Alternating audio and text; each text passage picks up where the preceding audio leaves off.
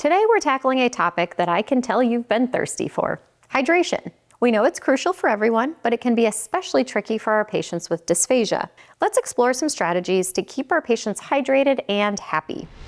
Hi, I'm Teresa Richard. I've been a medical speech pathologist since 2008. I'm a board-certified specialist in swallowing and swallowing disorders, and I'm the founder and CEO of the MedSLPEd Collective and MedSLPEd Education.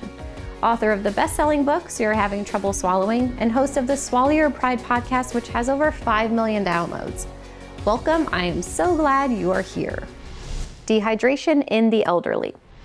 Dehydration is a serious issue, especially for our older adult population. It's like a thief who comes tiptoeing in the night, robbing our patients of their energy, their cognitive functioning, and even their good health, often not even leaving a trace of evidence of how to catch it. Dehydration can lead to a cascade of health problems, from constipation and urinary tract infections to confusions, falls, and even hospitalization. Imagine your body as a complex machine with all its parts working together in perfect harmony. All it needs is adequate oil and fuel to run smoothly and effectively. But dehydration is like that machine running super low on oil and gas. The gears start to rub against each other and the engine starts to putter. That's what dehydration does. It disrupts the delicate balance within our bodies and robs us of the fuel we need to function, leading to a host of complications. Think of it like a garden that's not getting enough water. The plants wilt, the flowers droop, and eventually the whole garden suffers. The most frustrating part is that the solution is seemingly so simple, so cheap, and typically readily available. Give the patient more water, right? But unfortunately, it's usually not that easy. Why the elderly are more vulnerable. Our older patients are particularly susceptible to dehydration for several reasons. They may have a decreased sense of thirst, making it harder for them to recognize when their bodies need fluids. This would be like that machine we talked about having a broken gas gauge, never knowing if you have enough fuel or if you're about to run out.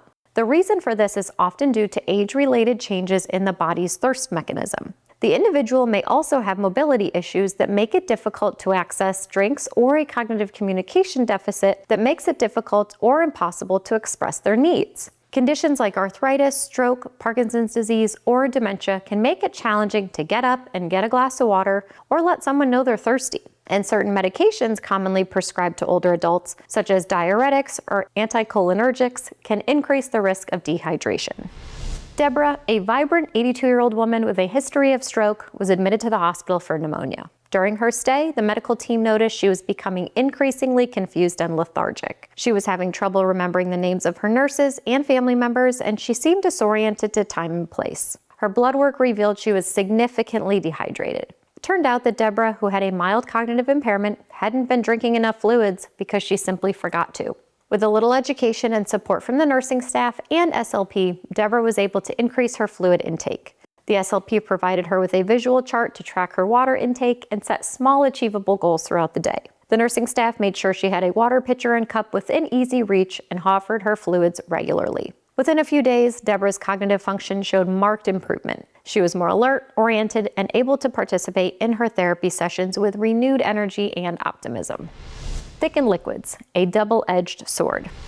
We often turn to thickened liquids to reduce aspiration risk in our patients with dysphagia, but thickened liquids can be a double-edged sword, offering protection from aspiration while potentially limiting hydration for the patients who need it the most. Let's face it, thickened liquids aren't exactly the most appealing beverage. They can be thick, cloppy, and leave an unpleasant coating in the mouth. Imagine trying to quench your thirst on a hot summer day with a thick syrup that feels more like pudding than water. For many patients, the taste and texture of thickened liquids are a major deterrent to taking in enough fluids. This can lead to a vicious cycle. Dysphagia leads to thickened liquids, which leads to decreased fluid intake, which leads to dehydration, which can further exacerbate swallowing difficulties by affecting saliva production and making it even harder to swallow. Sheesh! And all while we are trying to make the situation better, not worse. Beyond the physical effects, thickened liquids can also have a significant impact on a patient's quality of life. Imagine not being able to enjoy a refreshing glass of iced tea or a hot cup of coffee with friends. The social aspect of sharing a drink with others can be profoundly affected by dysphagia and the restrictions imposed by thickened liquids. Gilbert, a 78-year-old gentleman, was prescribed moderately thick liquids after an episode of aspiration pneumonia. While the thickened liquids did reduce his aspiration risk and he seemed to cough less with them, Gilbert found them incredibly unappealing. He described the texture as gluey and the taste as medicinal. He tried different flavors, but nothing seemed to mask the unpleasant consistency. As a result, he drastically reduced his fluid intake, leading to constipation and urinary tract infections. He became more withdrawn and less interested in participating in social activities. The SLP, recognizing the negative impact of the thickened liquids on Gilbert's health and quality of life, worked with him to explore alternative hydration strategies. She offered flavored thickened liquids, experimenting with different brands and consistencies until they found some that Gilbert could tolerate. She also encouraged frequent small sips throughout the day rather than trying to consume large amounts at once. And she worked with the dietary staff to incorporate fluid-rich foods like watermelon and thick soups into his diet.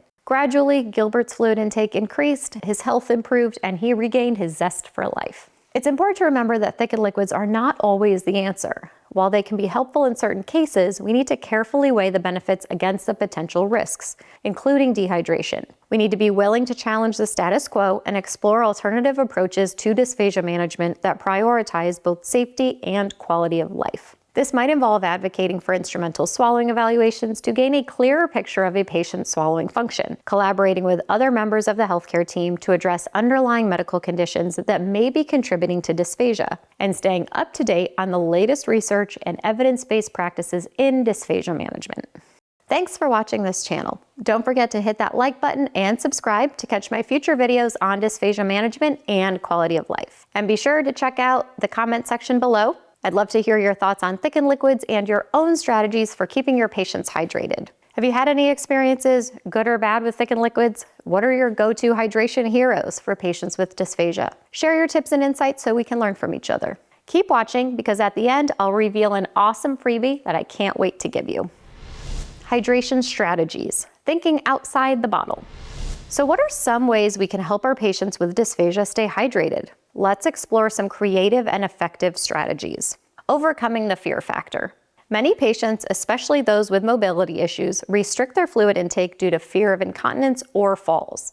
It's crucial to address these fears head-on with the help of physical and occupational therapy and the medical team to provide education, helpful strategies, and reassurance. Collaboration with the nursing staff to ensure timely assistance with toileting and implementing strategies to promote continence is another great approach. Consider advocating for assistive devices like bedside commodes or walkers if recommended by physical therapy to make it easier for patients to access the bathroom safely. The power of education. Educate patients and their families about the importance of hydration and the signs and symptoms of dehydration, such as headache, dark urine, dry mouth, confusion, and fatigue. Empower them to take an active role in managing their fluid intake. Provide them with clear and concise information about how much fluid they need to consume each day with the help of the registered dietitian. Fluid-dense foods. Don't forget about the hydrating power of food. Many fruits and vegetables have a high water content and can contribute significantly to a patient's fluid intake. Encourage the consumption of watermelon, cucumbers, grapes, and other juicy fruits and vegetables. Soups, yogurt, and popsicles are also excellent options. Work with the dietary staff to incorporate these foods into the patient's meal plan and provide suggestions for snacks and between meal options. Alternative hydration methods. If thickened liquids are not well tolerated, consider alternative hydration methods with the medical team, such as intravenous fluids or subcutaneous hydration if the need is urgent. These methods can be particularly helpful in cases of severe dehydration or when oral intake is significantly compromised. The Dehydration Risk Appraisal Checklist, the DRAC. The Dehydration Risk Appraisal Checklist is a valuable tool to assess dehydration risk in individuals, particularly older adults. It helps identify risk factors and guide interventions to promote hydration. The DRAC takes into account various factors, including age, medical conditions, medication, and cognitive status, to provide a comprehensive assessment of dehydration risk. If the hydration gauge isn't working, this would be like going directly into the gas tank to see what's in there, and if we are at a risk of getting low. An SLP was working with a patient in a skilled nursing facility who had a history of aspiration and was on mildly thick liquids. The patient, an 85-year-old woman with dementia, was consistently refusing her thickened liquids and showing signs of dehydration, including dry mouth, sunken eyes, and decreased urine output.